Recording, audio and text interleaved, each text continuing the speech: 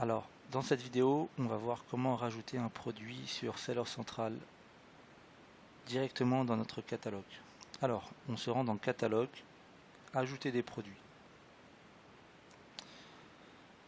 À partir de là, on va tout simplement aller sur cette petite case et mettre soit l'EAN ou soit l'ASIN. Donc, pour l'exemple, je vais prendre ce produit, le Razor Grip Rider. Donc, je vais prendre l'ASIN qui se trouve ici. Voilà, ça marche aussi avec le N. Il n'y a pas vraiment de différence. Hop, on retourne ici, on tape le N,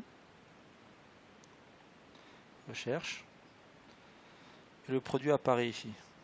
On clique sur Vendez le vôtre. Alors une nouvelle page s'affiche. Alors dans mon exemple, on voit que le produit est déjà ajouté dans le stock parce qu'on le vend déjà en FBA. Donc ça, il ne faut pas le prendre en compte parce que c'est un produit qu'on vend déjà sur le compte. Normalement, c'est pas censé s'afficher si le produit n'est pas vendu en FBA ou en FBM. Voilà. Donc, de préférence, on clique sur Affichage avancé pour avoir plus d'options. La première chose à faire, c'est de mettre le prix. Donc là, pour l'exemple, on va mettre par exemple 99,99. Ensuite, si on vend en FBM, on met la quantité parce qu'on est obligé de la mettre. Si on vend en FBA, c'est pas nécessaire de la mettre parce que c'est Amazon qui va s'occuper de mettre à jour la quantité automatiquement selon le stock que vous envoyez et les ventes que vous faites. Donc tout sera décompté. Donc ça, c'est vraiment une case qu'on remplit seulement en FBM. Cette case-là, c'est le prix réduit. Alors je vous explique. Imaginons qu'on veut mettre le prix de vente à 129,99, mais qu'ensuite on veut mettre un prix barré et que donc le prix 129,99 sera barré sur Amazon et que le prix promo, donc le prix réduit, sera de 99,89.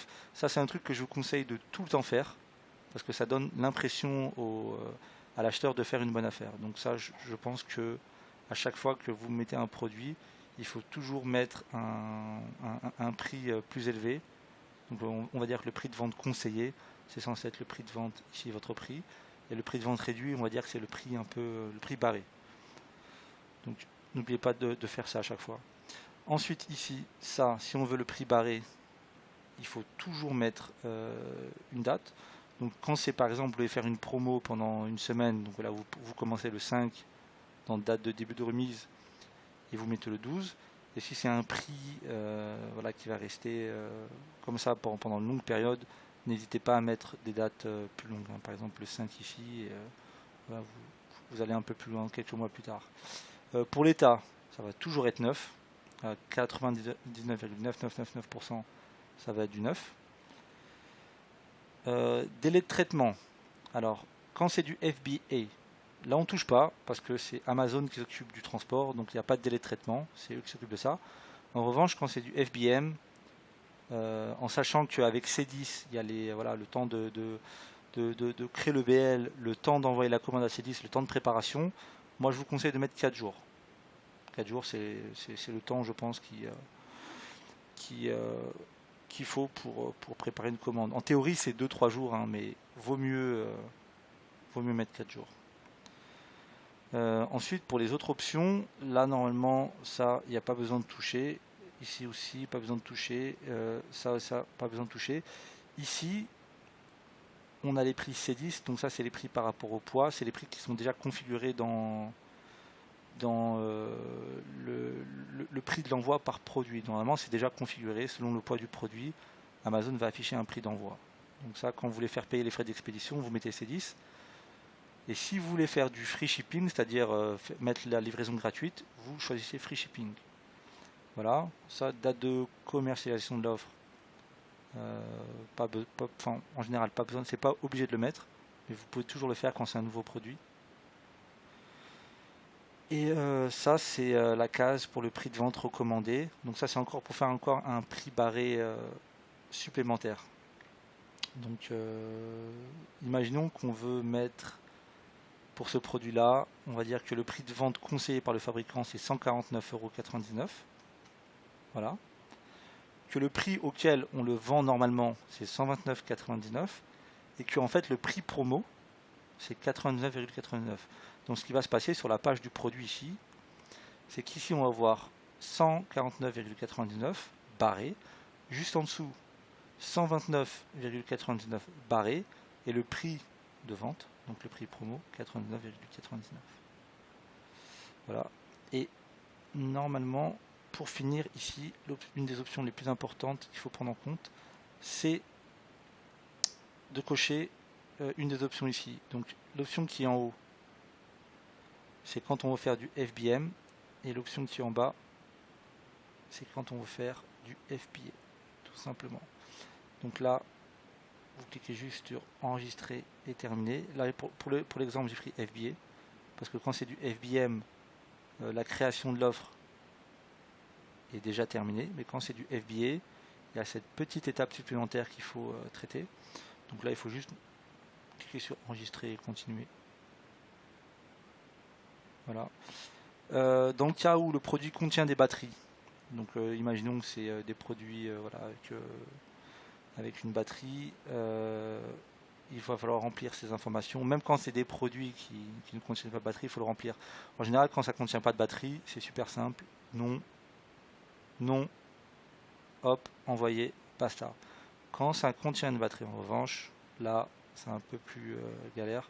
Il faut tout simplement remplir les informations demandées. En général, c'est toujours la même chose. Le prix, le produit contient une pile ou une batterie ou est emballé dans le produit, etc., etc. Donc là, vous choisissez la bonne option. Là aussi, il faut choisir la bonne option. En général, c'est soit du lithium-ion, soit du lithium polymère ici. Donc ça, c'est à vous de vérifier sur les fiches produits. Même chose ici. Ici, il faut choisir l'option pour les batteries. Donc la même chose, c'est soit du lithium-ion, soit du lithium polymère. Si c'est des piles, voilà, c'est AA, etc. Le nombre de batteries, on va mettre une, même si c'est faux pour ce produit. Le poids de la batterie. Alors là, en général, on n'a jamais le poids de la batterie sur les fiches produits, donc je vous conseille de pas trop vous prendre la tête avec ça parce que c'est pas très important. En général, vous mettez, voilà, vous essayez d'imaginer si c'est une grosse trottinette électrique, vous allez mettre, voilà, je sais pas trop, 1 kg. Si c'est un petit produit électronique, voilà, vous pouvez mettre 50 grammes, ce genre de choses. Là, c'est la même chose, c'est pas très important. Vous pouvez mettre 2 ou 4. Là, ici aussi, même chose. Quand c'est un petit produit, disons vous mettez 1, c'est un gros produit, vous mettez 2. C'est pas très important. Teneur en lithium de la batterie, là aussi, je vous conseille de mettre un poids, une valeur approximative. Vous pouvez mettre 0,9, 1,1, 1,2, c'est pas important du tout. J'ai jamais eu de problème en faisant ça, et de toute façon, ce genre d'information, on l'a jamais, et de toute façon, comme vous pouvez le voir ici, c'est une information qui n'est pas obligatoire. Et là aussi, vous devez remplir cette information. En général, les produits ne sont pas des produits dangereux. Donc en général, c'est souvent non. Voilà, sauf si c'est décrit sur la fiche produit. Petite dernière précision, quand on envoie des produits en FBA, il faut savoir qu'on ne peut pas envoyer de produits qui contiennent des batteries. Donc les trottinettes électriques par exemple, ça c'est un produit qu'on ne peut pas vendre en FBA. On peut vendre ça sur vendeur central, on peut vendre ça sur seller central en FBM, mais en FBA c'est pas possible. Donc toutes les Itwo, les E300 de Razor, ce genre de produits là, oubliez de les envoyer à Amazon. En revanche, les petits produits électriques, ça c'est des produits qu'on peut envoyer à Amazon, par exemple les produits de la gamme Fiutech, les stabilisateurs motorisés qui contiennent des petites batteries, ça c'est possible. Dans le doute, je vous conseille d'appeler Amazon, de leur donner la ZIN et de leur demander si c'est un produit qu'on peut envoyer dans les entrepôts d'Amazon. Voilà, et une fois que tout est rempli, vous avez juste à cliquer sur envoyer et c'est prêt. Voilà.